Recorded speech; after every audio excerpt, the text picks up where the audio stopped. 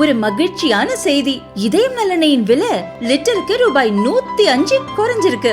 September 2023ல 1 litre இதயம் நல்லெண்ணெயின் அதிகபட்ச விலை ரூபாய் 503. ஆனா இப்ப 1 லிட்டர் இதயம் நல்லெண்ணெயின் விலை ரூபாய் 398 மட்டும்தான் தமிழ்நாட்டுல. அப்ப இனிமே எல்லாரும் இதயம் நல்லெண்ணெய் வாங்கலாம் இல்ல?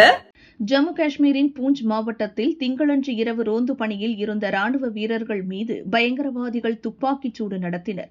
ராணுவம் பதில் தாக்குதல் நடத்திய நிலையில் அதை சமாளிக்க முடியாத பயங்கரவாதிகள் லசானாவில் உள்ள மலைப்பாங்கான அடர்ந்த காட்டுக்குள் பதுங்கினர். பயங்கரவாதிகள் ஊடுருவியதை உறுதி செய்த ராணுவம் தேடுதல் வேட்டையில் களமிறங்கியது.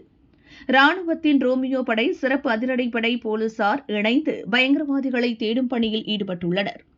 காட்டுக்குள் பதுங்கி இருக்கும் பயங்கரவாதிகள் அவ்வப்போது பாதுகாப்பு படையினரை நோக்கி தாக்குதல் நடத்துவது தொடர்கிறது.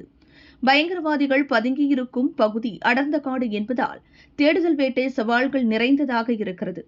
ஆனாலும் ரோமியோ படை பிரிவினர் மலைக்குன்றுகள், பாறை இடுக்குகள், அடர்ந்த காடு என அனைத்து இடங்களிலும் தேடுதலை தீவிரப்படுத்தியுள்ளனர்.